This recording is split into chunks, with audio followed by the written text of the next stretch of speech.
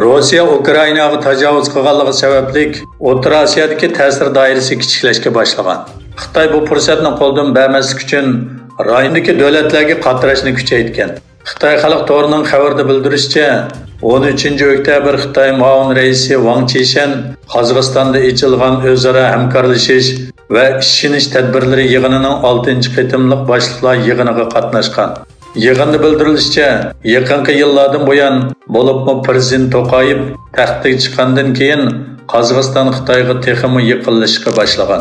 To'qayev Wang Qishan bilan ko'rishganda Qozog'iston taraf Xitoyning bir balvoq bir yo'l planini qat'iy qo'llaydiganligini, Xitoy taraf bilan birlikda Qozog'iston-Xitoy umumyuzlik strategik hamkorlik munosabatini uzluksiz mustahkamlash uchun tirishadiganligini bildirgan. O'tgan hafta Qozog'iston va O'zbekiston Birlashgan Davlatlar Tashkiloti Kishilik huquq kengashida Xitoyning Sharq Turkistondagi kishilik huquq dafsandichiliklarini munozara qilish taklifiga qarshi chiqqan edi.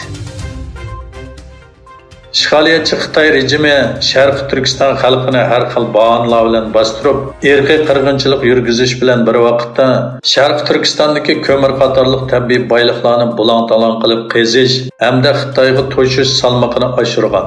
Tangirtog' to'rining 12 oktyabrdagi xabarda aytilishicha, bu yil oldingi 3 faslda Xitoy energiya guruhi atalmish Xinjiang Energiya Cheklik Mas'uliyat shirkati tamomlagan ko'mir ishlab chiqarish miqdori jami 56 million 263 ming tonna bo'lib, bulturga o'xshash mazgildagidan 15 million 138 ming tonna oshganligini, 57 million 676 ming tonna ko'mir setish tamomlanib, ish nisbati 36,6% bo'lib, tarixdagi o'xshash mazgildagiga selishtirganda yangi rekord yaratilgan.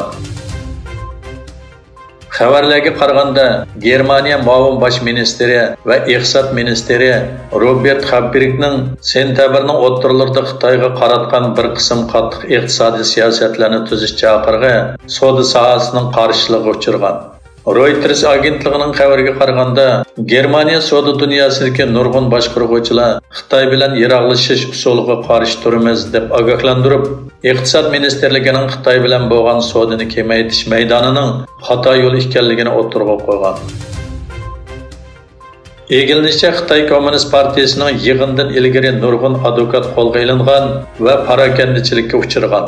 Ma'lum bo'lganidek, Xitoyda Xi Jinping siyosiy davolg'ish ichida 3-qitim vazifa o'tash orqali huquqni mustahkamlashning ko'yida.